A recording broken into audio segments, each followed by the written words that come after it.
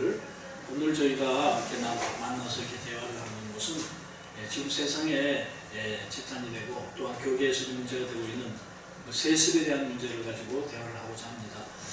세습은 말 한자 뜻대로 한다면 세상적인 그러한 개성을 얘기하는 거죠. 세상 것을 개성하는 것이 교회까지도 들어왔기 때문에 사실은 제사장직의 그런 승계가 아닌 세습이라는 이름으로 좀 지탄을 받는데, 이 부분을 우리가 조금 한번 짚어가면서 우리가 진짜 이 땅에서 지금 우리 그 주님 주신 사명을 어떻게 감당하고 있는지 한번 세습을 가지고 한번 대화를 나누겠습니다. 우리 목사님부터 한번 말씀해 주시죠. 세습이라는 말은 소유의 개념 중에 하나입니다. 세습이라는 것은 그것이 무형이든 유형이든 간에 기존의 소유권자가 자기가 원하는 사람, 자식이든 친구든 그 자기의 소유를 이양해 주는 것을 세습이라고 말합니다.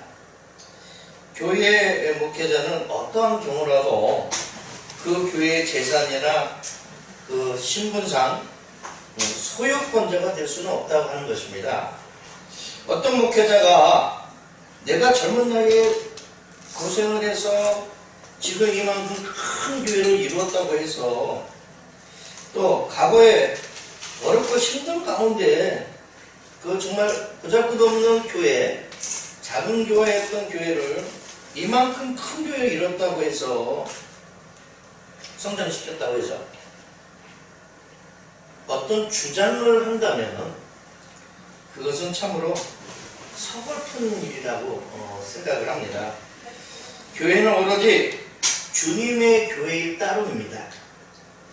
하나님께서 친히 피로 값주고 사신 교회를 특정인이 어떤 소유권을 가지고 자기 소유물처럼 생각할 수 있다면 그것은 어불성설이 아닐 수가 없습니다.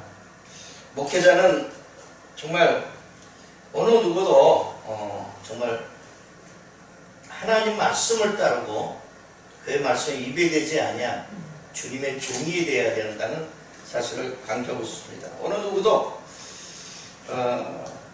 소유권자라고 말하는 것을 인정해서는 안 된다고 저는 생각하고 있습니다. 벌써 두 번째 시간인데 굉장한 진전이 있습니다. 우리 김재만 목사님, 정말 아주 공부를 많이 해오셨어요. 제가 그 세습에 대한 그 얘기를, 단어에 대한 얘기를 한 것보다 저는 둘이 뭉실하게 얘기를 했는데 아주 깊이 공부하셔서 정확하게 말씀해 주셔서 너무 감사합니다. 맞습니다. 정말 우리가 지금 세습에 대해서 이렇게 문제가 되는 것은 세상에서 세상 것을 가지고 주고받는 것을 누가 탓할 사람이 없습니다. 문제는 하나님의 것이기 때문에 주고받을 수 없는 것을 주고받는다는 것이 문제가 되기 때문에 이런 얘기가 지금 이 자리에 문제가 된 것 같습니다. 그러면 이 세습이 왜 세습을 그 목사님들께서 하고 있는지, 지금 우리 김재만 목사님께서 말씀하신 것 같이 그런 그 기본적인 그런 것을 몰라서 그런 일을 하시는 건지, 아니면 다른 교리나 다른 어떤 생각을 갖고 하시는 건지, 그 부분에 대해서 우리가 좀 생각을 나누겠습니다. 왜 그러실까? 우리 목사님이 정확하게 그 설명해 주셨지만 이 들어보면 누구나 아멘으로 다 이 문제를 다 정리가 될 텐데, 그분들은 왜 그러면은 그런 것이, 그런 현상들이 지금 나고 있는지 한번 우리 김경호 목사님께서 한번 생각을 해보시죠. 세습에 대해서 요즘 사회에서 많이 문제가 되고 있더군요. 큰 교회일수록 세습에 관한 문제가 사회에서도 집중적으로 바라보고 있는 것을 볼 수가 있거든요. 그런데 작은 교회에서 자식에게 이 교회의 후임 목사로 넘겨주었을 때 그건 세습이라고 누가 떠드는 사람이 없더라고요. 그런데 유독히 대형 교회에서만 왜 목회자의 아들이 다시 목회자로서 그 교회 후임 목사로서 이렇게 세워졌을 때 세습의 관점에서 보아야 되는지 참 의문스럽습니다. 성도들이 그 목사님을 찬성했다면 청빙이 되지 않을까요? 근데 밖에 사람들은 그 바탕에 깔려있는 그것들을 보지 않고 겉모습에서 아들이 하면 세습이라고 하더군요. 근데 저는 그렇게 생각하지 않습니다. 아버지 목사님보다 아들 목사님이 더 훌륭하다면 당연히 청빙되어야 된다고 생각합니다. 그리고 또 우리나라의 교회 중에 모 교회에서 보면은 그 교회는 아들이 후임 목사님으로 오셨는데도 불구하고 세습에 관한 소리들이 없어요. 아, 왜 그러나 그런 생각을 해봤고 여러 사람들과 얘기하던 중에 어떤 소리가 있었냐면요, 아, 그 교회는 부채가 많으니까 교회 외형은 아주 크지만 누가 그 교회 후임 목사로 오더라도 아마 그 부채를 감당할 수 없을 거야. 그렇기 때문에 은행권에서도 이것을 관여하기 때문에 잠잠하다. 그래서 세습이란 단어가 없다. 이렇게도 말하거든요. 목사님은 이 문제에 대해서 어떻게 생각하십니까? 예, 지금 우리 김경호 목사님 말씀은 이제 세상이 보는 시각을 얘기한 거죠. 세상이 보는 시각이죠. 예, 세상은 그렇게 봅니다. 그렇죠. 뭐 금수저 아닌 것을 물려주는 것을 뭐 세습이라고 얘기해서는 아무도 없죠. 권력과 부가 아닌 것을 물려주는 것을. 그런데 그 세상의 관점이고 우리 김정현 목사님 얘기한 것은 예, 하나님의 사람들의 관점이고 그 차이인데 지금 그러니까 그 세습을 하면서 문제를 일으키는 그런 경우는 지금 우리 김경훈 목사님이 생각 같은 그런 생각이 좀 치우쳤을 때 그런 것을 합리화시키고 그것을 자기들이 시행하는 것이 아닌가 그런 생각이 듭니다. 금수저, 세상에서도 금수저에 대해서 은수저에 대해서 얘기를 하죠.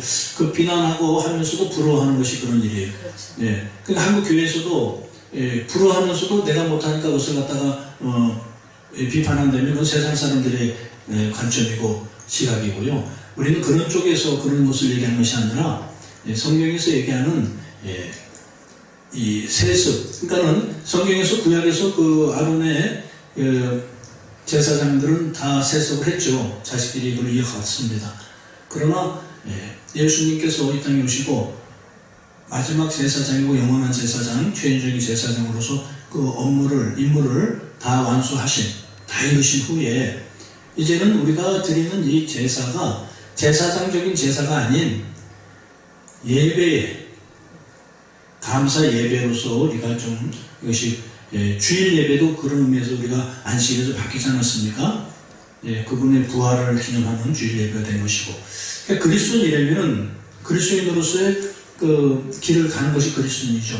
크리스토퍼스는 그리스도인의 예수 그리스도의 뜻을 따르는 자들이. 그러니까 세상은 그렇게 얘기하고 그렇게 생각을 하고 구약에서 그렇게 했지만 그리스도인들은 예수가 한 일을 통해서 예수 하나님을 믿는 분들이죠. 나를 말미암지 않고는 아버지께로 올 자가 없다고 말씀하셨지 않습니까? 그래서 이제 그런 관점에서 우리가 그 정리가 되고 이 문제를 봐야지, 뭐 구약적으로 보거나 다른 세상적으로 본다면은 논쟁밖에 안 돼요.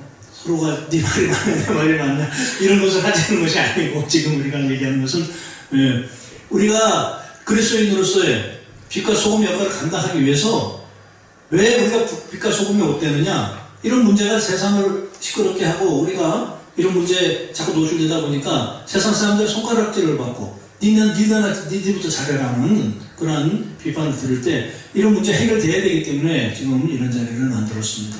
우리 김대현 목사님께서 한번 말씀해 주시죠.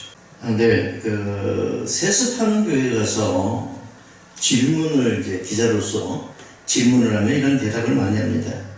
내 아들이어서가 아니라 우리 교회를 가장 잘하는 적합한 목사이기 때문이다. 가장 필요로 하는 목사이기 때문이다. 또 어차피 어떤 사람이든 담임 목사님을 청빙할 바에는 우리 목사님의 아들이 가장 적합하다.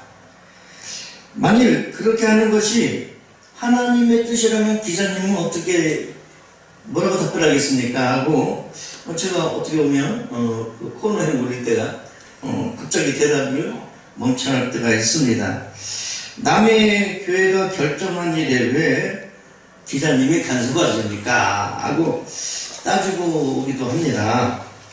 뭐 천안 좋고 매우 좋은 식으로 대충 일을 처리하려고 하는 그런 모습은 하나님의 교회가 아니고 개교의 주인데 오늘날 개독교라고 많이 말하잖아요. 그렇더라고요. G.O.D 거꾸로 하면 도구가 됩니다. 우리가 하나님 뜻대로 살지 않으면 개독교라고 욕먹게 됐습니다. 저의 생각은 이렇습니다. 이미 상당한 재산을 소유하고 있는 현대 교회에서는 어떤 경우에서라도 교회 세수로 설득력이 없다고 저는 생각합니다. 그렇게 판단하고 있어요. 교회 형편에 따라서 뭐 설령 그렇다고 할지라도 목사인 아버지나 또 세수를 물려받을 목사의 아드님이나 그 한 둘 중에 한 사람이라도 성숙한 목회자가 있다면 그렇게 하지 않으리라고 저는 생각합니다. 한국교회는 언젠가부터 기득권이라는 것이 이 교계에 또 신앙생활에 침투해 들어와서 있습니다. 저는 이것을 천박하다고 생각도 합니다. 소유 그럴듯한 교회에 가려고 한다면, 청빙해서 가려고 한다면 아버지나 장인어른 등 힘있는 목사님이 있어야 되고, 혹은 거기에 장로님이 힘있는 분이 집안에 소위 말하는 백이죠, 백. 그런 것이 있을 때는 훨씬 유리하다고 합니다. 하나님이 아니라 사람의 뜻대로 이루어진다는 것이죠. 하다못해 그럴듯한 학교에 청빙을 가려 할지라도 교수님으로요, 그런 백과 가족들의 힘이 있어야 된다는 거죠. 교회는 그리스도의 피로 사신 성도들의 모임, 에클레시아라고 말을 하죠. 주님 홀로 사실상 모든 영광을 받으셔야 마땅한 교회가 좀 변질됐다는 것을 우리가 인지해야 하는 시대가 됐습니다. 교회가 그리스도의 정결한 신부로서가 아니라면 이 목회는 복음이 아니다. 본 기자는 이렇게 자신있게 생각하고 있습니다. 예, 정말 오늘 공부 많이 하셨습니다. 제 소리가 후련하고 정리가 되는 그런 느낌입니다. 감사합니다. 예, 제가 좀 첨언한다면, 우리 목사님의 말씀에 응원하는 의미에서 첨언한다면, 우리 목사님께서 그 천박하다 이런 표현을 하시는데, 천박해 보인다. 그렇기 때문에 세상이 이제 손가락질을 하는 거죠. 왜 천박해 보일까요? 세상이 비슷하기 때문이에요.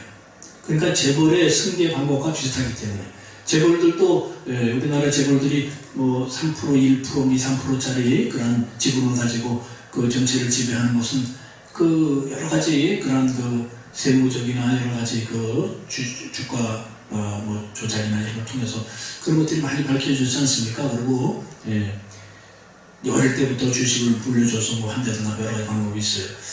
근데 이 교회가 그런 방법을 비슷한 방법으로 자식이 물려주기 때문에 이런 천박하다는 표현이 어울릴 만큼 이런 소리를 듣는 것이 아닌가 생각이 듭니다. 이것은 분명한 것은 교회가 지금 세상 속에 있지만 우리가 다시 한번 예수님께서 우리에게 주신 그런 사명을 다시 한번 새겨야 돼요. 너희는 빛과 소금이라고 하셨어요. 세상에. 그럼 세상에 빛이 된다는 것은 어두운 것을 밝히는 역할이죠. 그럼 세상이 하는데 우리도 할 수 있다는 생각은 잘못된 생각입니다. 세상이 그러한 재벌이나 세상 기업이 그렇게 한다고 해서, 또한 북한의 무슨 왕조 지금 요즘에 김정은이가 상당히 인기가 있죠. 뭐 TV 요즘에 도배를 하고 있더만요. 그러니까 그렇다고 해서 세습이 정당화가 되지 않듯이 세상 것이 아무리 그렇다고 세상을 그렇게 움직인다 하더라도 하나님의 나라는 그렇게 움직이면은 결국은 하나님의 나라는 설 자리가 없어요. 소금이 그 맛을 잃으면 밟히운다 했어요. 예수님 말씀이 그렇지 않습니까? 지금 밟히우는 지경에 이르고 점점 가고 있어요. 한국교회가. 그렇기 때문에 이런 얘기를 하는 겁니다. 세상과 비슷하고 똑같으면은 세상에서 진리를 찾고 정의를 찾을 수 있다면 교회에 올 필요 없어요. 교회라는 것은 세상이 주지 못하는 것을 주는 것입니다. 그러기 위해서는 세상과의 영적 경계가 있어야 돼요. 그렇기 때문에 어떤 정당한 합리적인 조건을 찾아서 물려준다 하더라도 지향이 될 부분입니다. 실제로 그렇게 그 자제분이 아들이 아버지보다 또 훌륭한 분도 실제 있죠. 있을 수 있어요. 그런데 그러면 그분이 꼭 거기서 안 하셔도 돼요. 그 교회를 물려 안 받아도 됩니다. 얼마든지 나가서 하나님의 나라를 새롭게 세우고 일으키는 일을 하셔야죠. 그렇지 않습니까? 그 많은 능력이 있는 분이면 새롭게 나가서 새로운 곳에서 하나님 나라를 새롭게 개척하고 일으키시는 것이 맞지요. 아버지 한 것을 그 능력 있는 분이 계속 받아서 한다면 욕먹으면서까지 그것은 아무리 그렇다는 이유를 된다 하더라도 세상적인 방법이고 세상적인 이론이지 교회에서는 우리가 그리스도인으로서는 그것은 잘못된 길이라 분명히 생각을 합니다. 능력이 있으면 나가서 하시면 되고 그분이 지정하시면 되고 또한 그 교회를 모실 분이 없다면 어디 공개적으로 통해서 하면 할 수 있는 것이죠. 지금 한국교회가 이런 문제 때문에 발목을 잡히는 것은 스스로가 소금의 역할을 감당치 못하고 맞서 일어나는 것이고 빛을 가리는 행위인 것이 정말 빛과 소금의 역할을 감당하기 위해서는 이런 것들을 우리가 스스로 걷어내야 된다고 생각합니다. 자기 개인의 아무리 생각이 옳다 하더라도 하나님의 말씀에 반한되면은 치워야죠. 우리는 내가 길이요 진리요 생명이라 하신 예수 그리스도 나로 말미암지 않고는 아버지께 올 자가 없다 하시는 그 예수님을 믿는 자들이 그분을 통해서 하나님께 가는 그리스도인들입니다. 그렇기 때문에 구약의 말씀들 우리가 우선 무시하는 것이 아니라 그것은 예수님의 말씀을 예시하시고 예표한 것이지 다 이루어진 예수님의 그 말씀은 우리가 붙들고 가야 될 길인 줄 믿습니다. 그분께서 하신 말씀들 또한 그분께서 십자가에서 이룬 사역 이것을 우리가 생각한다면 세습 문제는 좀 더 쉽게 자명하게 깨달아질 줄 믿습니다. 저는 목사님의 의견에서 조금 달리 생각하기도 합니다. 목사님께서 큰 대형교회를 지금 담임하고 계시고 또 아들 목사님이 나보다 더 훌륭한 목회자다. 그럼에도 불구하고 다른 사람을 청빙하시겠습니까? 저 같으면은 저 같으면은 물론 나보다 훌륭한 내 아들이 나의 목회를 뒤를 잇겠다. 교인들을 성도들이 찬성한다면 저는 외부에서 청빙하지 않겠습니다. 아들에게 물려줘도 아무런 문제가 없다. 그렇게 생각합니다. 목사님 어떻게 하시려니까? 저도 장담은 못해요. 그런데 문제는 분명한 것은 누가 그 지적을 한다면 마음은 뜨끔할 거예요. 주님 뜻하고는 맞지 않는 것이니까. 우리가 하는 것이 구약의 제사자가 아론의 제사장의 반차에 서서 그걸 한다면은 당연히 지금 우리 김용 목사님 같이 그 말을 인정하고 누가 뭐라고 반발할 수가 있겠지만은 진리하고도 위배되기 때문에 나도 그만한 영성과 그만한 도시인지는 그 상황이 안 되어서 모르겠어요. 그런데 분명한 것은 누가 지적을 한다면 그 말에는 귀를 기울이라고 생각을 합니다. 그 말에 귀를 기울이지 않을 만큼 완악해진다는 것은 정말 무서운 일이고 안타까운 일이라고 생각합니다. 이제 김경호 목사님 말씀하신 것은 이제 대형 교회가 아니고 이제 소형 교회 말씀하신 것 같은데요. 소형 교회는 뭐 이렇게 세속이라고 안 합니다. 그리고 소형 교회는 서로 승계라 그러죠, 승계라고. 그래서 아마 승계라고 해야 맞을 것 같고 서로 소형 교회는 안 오라 그러고요. 안 맡으려고 합니다. 저도 어머님 교회에 물려받았는데 선교사로 가려고 했는데 어머님이 물려줄 사람이 없다고 물려받을 사람이 없다고 조그만 교회니까 저보고 맡으라 해서 제 동생이 인도 선교사로 가고요. 제가 맡아서 하고 있습니다. 그래서 그거는 승계라고 봐도 됩니다. 문제는요, 한국교회의 목회자들의 이상이 너무 높다는 겁니다. 뭐 양들 위에 군림하는 모습, 이런 것이 너무나 강하다고 볼 수가 있어요. 목사는 모든 사람의 종, 머슴이 되어야 된다고 배웠습니다. 고급 승용차를 타고 뭐 정치인이나 기업인들을 만나는 그런 모습들을 많이 있잖아요. 그런 모습을 세상 사람들은 어떻게 볼까요? 곱깝게 여깁니다. 사실상 많은 사람들이 그럽니다. 오늘날 개신교도 개혁의 대상이다. 그 증거가 대형교회 세습에서 나왔다. 물론 교회는 보호돼야 됩니다. 하지만 잘못됐다는 것을 목회자들도 요즘에는 많은 인식을 가지고 있다는 것을 볼 수 있습니다. 정말 교회 세습에는 세간에 정말 그 관심들이 많습니다. 예전에는 정말 우리가 목회자가 되면 막 울기도 했어요. 목회자 딱 목사 안수 받을 때 막 울어서 눈물의 장소가 되기도 했는데 어느 때부터인가 이게 목사 안수식 있잖아요. 또 이게 또 목사 세수 그러니까 승계 이런 것들이 달라졌어요. 꽃다발이 들어졌나, 뭐 축하의 박수, 뭐 이런 걸 말미암아 그 주님의 그 사역이 좀 변질되지 않았나, 세속화되지 아니었나 그런 생각을 가지고 있습니다. 그러니까 소명의식 없이 뭘 하려는 사람들이 많이 있다는 것입니다. 아무튼 이런 사람들이 간단히 썼을 때 문제가 뭔지 아세요? 바로 유머 섞인 말을 합니다. 그리고 쇼를 하는 강사님들이 많습니다. 때로는 유행가도 부르고요, 연예인 얘기도 많이 합니다. 정치 현안에 대해서 뭐 이 얘기 아주 박식하게 만들어 놓습니다.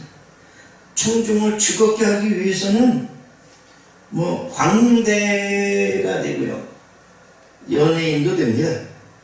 아무튼 그의 설교에는 복음이 없다는 것입니다. 천국에 대한 소망도 없습니다.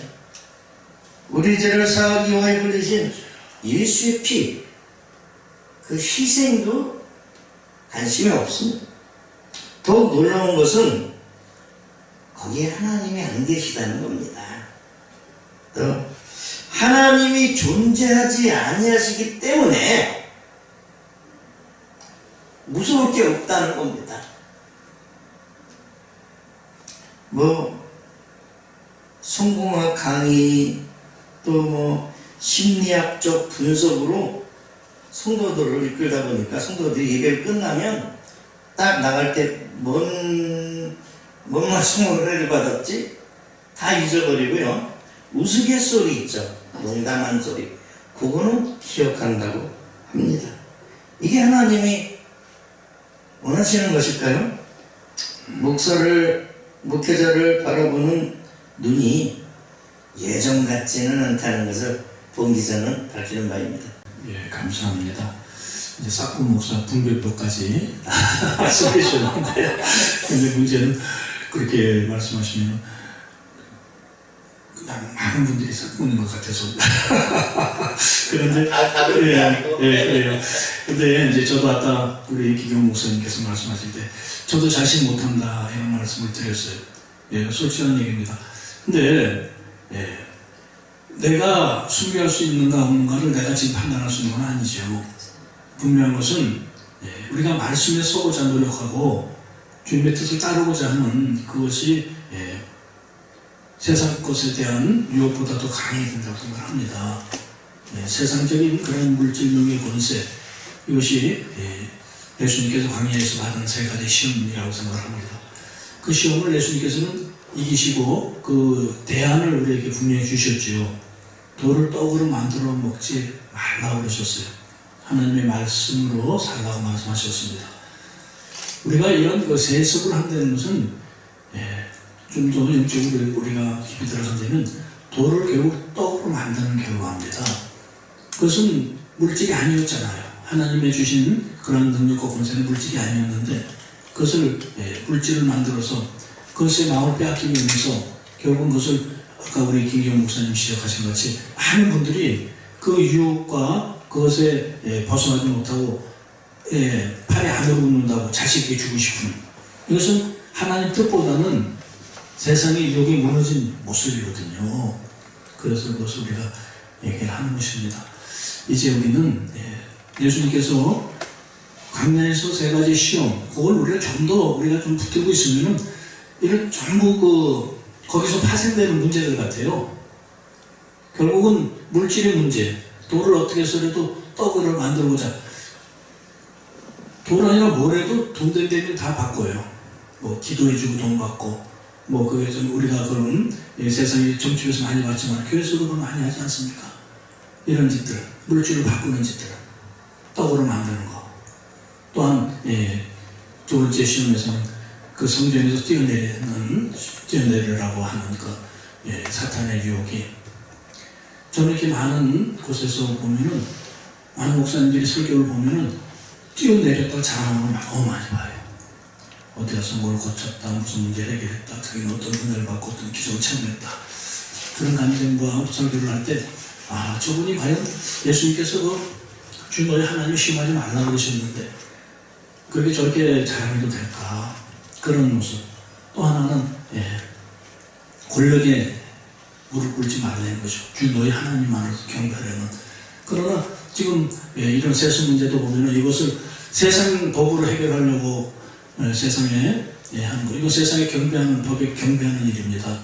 그렇기 때문에 우리가 세상에 경배하지 않냐고 세상 법에 굴복하지 않고자 우리가 스스로 해결하고자 이런 얘기를 하는 것입니다. 세상에서 지적하고 세상에 그걸 들고 나가서 법으로 해결하고 세상 법에 무릎 꿇고 하는 그런 짓들이 아니라 이제는 우리는 한국 교회가 스스로 이 문제를 해결할 수 있는 그런 영적인 그런 지도자들이 나와야 된다고 생각을 합니다. 제가 발언을 좀 강하게 했죠. 사실상 교회의 파괴는 있어서는 안 됩니다. 교회의 그 자유법이 또 침해당해서는 또 안 되죠. 교회의 자유와 교회 형평성을 벗어나서는 저는 이렇게 또 안 된다고 봅니다. 또 여론몰이로 인해서 오늘날 교회가 내몰려 있잖아요. 정말 이것을 우리는 잘 조정해가며 기도하며 좀 아름답게 장식을 해야 될 때가 바로 이제 우리들이 남은 숙제라고 생각합니다. 제가 말씀드리고 싶은 것은 복음의 본질의 회복입니다. 아멘. 목사와 모든 그 교회의 윤리 회복입니다. 왜냐? 질서가 무너지면 아무것도 안 된다고 저는 생각합니다. 그리고 복음을 계승해야 되는데 세상적인 것으로 우리는 계승하려고 했던 잘못 생각에서 이제는 벗어나야 되지 않느냐, 이제 개혁이 일어나야 되지 않느냐, 잘못된 것은 잘못됐고 잘한 것은 잘했다고 칭찬할 줄 아는 그런 모습이 일어나야 될 줄로 믿습니다. 사실상 오늘 우리가 대화하는 가운데 교회의 그 세습의 엇갈린 모습도 좀 보이긴 보였지만 많은 사람들이 이제 깨달았으면 좋겠다 그런 생각을 가지고 옵니다. 그래요. 목사님들이 말한 것처럼 하나님이 길을 열어주시지 않겠느냐. 이건 이 말이 맞습니다. 원래는요.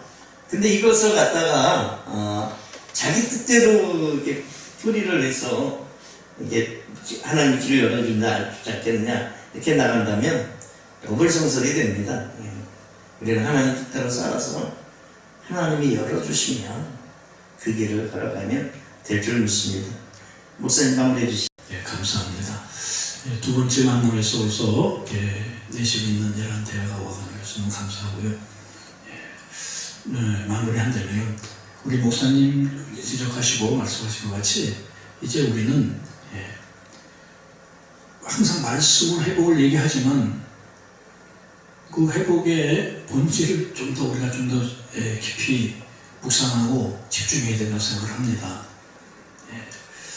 너무 현실적인 것 또한 세상의 성공과 번영이 하나님의 축복이라고 착각하는 이런 부분이 우리가 좀 정리가 돼야 된다고 생각해요. 복의 개념부터 좀 정리가 돼서 하나님 주시는 복이 무엇이 진정한 그분이 우리에게 주시고자 하는 것인지 이런 것들이 정리되면 세습 문제부터 시작해서 한국교회의 튼튼한 이런 세상적인 기복주의 이런 것들이 좀 정리될 기회가 생기지 않을까. 오늘 목사님 너무 좋은 말씀 주셨고 우리 목사님도 그렇게 예리한 지적을 해주셔서 감사합니다. 이상으로 마치겠습니다.